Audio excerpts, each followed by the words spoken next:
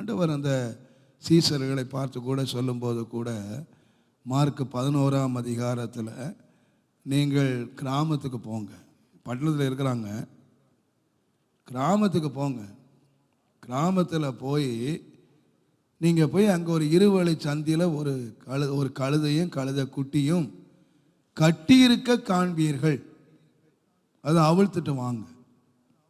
யாராவது கேட்டால் ஆண்டவருக்கு வேணும்னு சொல்லுங்க.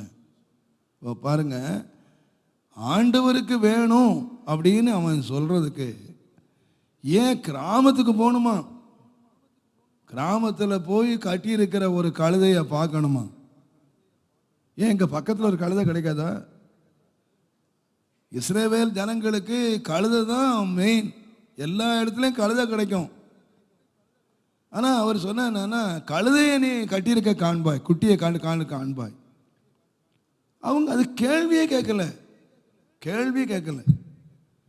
இப்போ நான் சொல்லுவேன், எல்லா ஆண்டவர் அவங்ககிட்ட எதிர்பார்த்து என்னன்னா, கழுதை இல்லை, கழுதை குட்டி இல்லை. அவங்க எதிர்பார்த்து என்னன்னு கேட்டீங்கன்னா, அவர்களுடைய ஒபீடியன்ஸ். ஆண்டவர் எதையுமே காட்டாம அவங்களுடைய ஒபீடியன்ஸ் தான் அவங்களுடைய கீழ்ப்படிதலை தான் எதிர்பார்த்து.